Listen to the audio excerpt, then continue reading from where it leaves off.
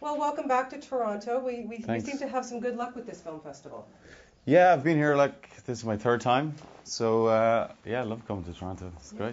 great. We're going to be talking to Neil Jordan in a few days, so Oh, great. we will be sure to say hello for you. Thanks. Killian, is it always a bonus for you to be able to take a film when it's shot in Ireland? Yeah, I suppose it is, particularly if it's a film like this, which is not something I had done before. I mean, I'd worked with Mark O'Rowe, who wrote the film. He wrote a film called Intermission, yeah, which I did I suppose it must be 5 or 6 years ago. And he had mentioned to me about this script. He'd mentioned he had this story about three characters on the run and this kind of strange metaphysical element to it. And then I read it and I thought it was brilliant and just very unique.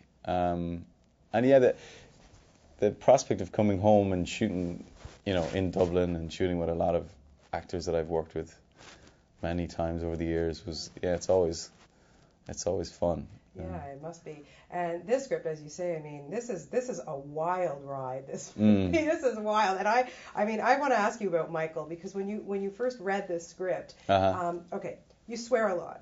You get beat the shit out of you in this movie. You get shot at. I mean, this guy is indestructible, shoved in backs of cars and trunks. And I mean, Yeah. what were you thinking when you first read this? Well, I love it because he when we meet him at the start of the movie, he's in a pretty bad place. He's like deeply hungover and owes money everywhere, and he's got a terrible relationship with his parents, and terrible relationship with this girl that he has the hots for, and it's all wrong. And then it gets worse, and it gets worse and worse. And I like the way, I like characters that are under pressure, and I like, how far do you have to grind them down before they will stand up and fight. And I think that's very much a study in this film, on how much can one man take before he can just stand up.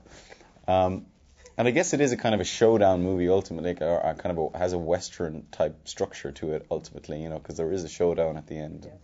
Yeah. I like that as well. And I love the element that everybody is sleep deprived in the film, Especially Jim Broadbent. Especially Jim Broadbent, yeah.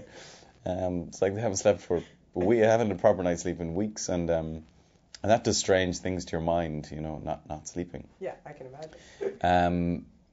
So all those elements I was very interested in. You throw them into the mix, and you get a character who's very much kind of on the edge, really.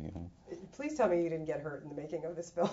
No, I didn't get hurt. You never really get hurt, but I love all that stuff. I love all the falling down and shooting guns and jumping around. It's real boys' own stuff, It's very enjoyable. Have you ever been on a road trip before? Not with a bounty on my head, no. But yeah. Like craziness, like you say, this film, it's like, it's 1 minute it's really dark, and then you're laughing your head off. And one person who contributes to that, no doubt, is Jim Broadbent. Yeah. I mean, I just saw him also in The Young Victoria, and even in that, he adds such little, humorous lines, and he's just, what was it like to work with that man? Well, I've admired Jim's work, for years, and the thing about Jim is when he walks on screen, you just love him.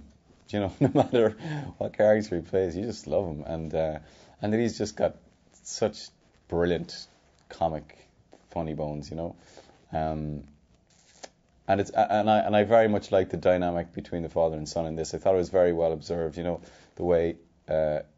way with your parents, you love them, but they're so annoying. They're just really, really annoying, and he's like that. That's the reaction he elicits from Michael all the time, and I thought that was great, and Jim does that beautifully.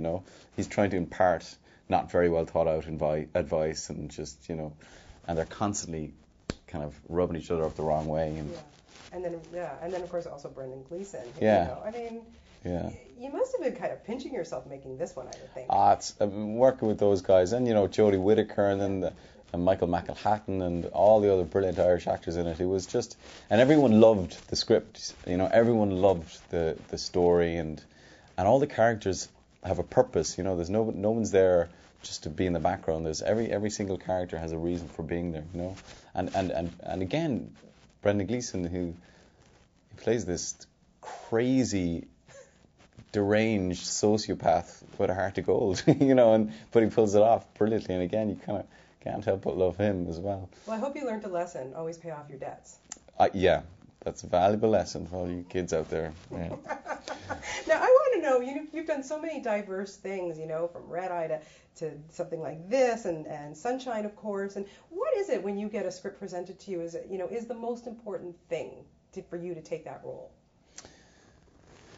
Well, it's the script, you know, and I've said this for a long, long time. It's, you have to read it and go, yeah, I really, really want to do that, or you read it and go, oh, I don't know if I can do that. Could I do that? And it has to offer something fresh and has to offer some sort of a challenge. And this one, you know, ticked all those boxes. And I like people like Brendan and Jim, you know, they just, whatever role they play, you believe it, and they are so immersed in that character, you just believe it, and that's sort of what I aspire to, you know, so that when you walk on, people buy it. Yeah. And I think you can achieve that through diverse types of roles. That would be. I would think too, you know, you've also worked with some phenomenal directors. I mean, you're working again right now with Christopher Nolan, who of course you did that fabulous role in the Batman movie. My God, I was like, please come back, please come back. Like, your Scarecrow was so fantastic. My kid's favorite villain is you. You know, really? Seriously, like, so great. And then you got Christopher Nolan, you work with Danny Boyle, you know. I mean, you have to sponge off these brilliant people, I would think. Yeah, I've been very, very lucky, you know, and particularly to get to re-collaborate, you know. I think that's when you really learn, when you work a couple of times with people, and that's been huge for me.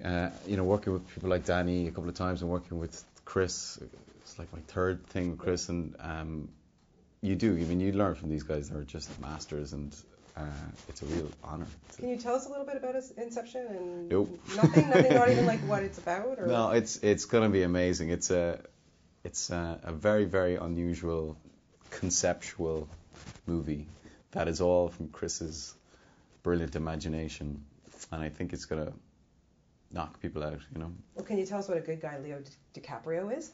Well, another phenomenal actor, and I've had great fun working with him, and you know, again, he's one of those guys who just invests completely in the character and commits completely to the performance, and I admire his choices tremendously, you know, the types of role he chooses, and it's been a great thrill to work with him.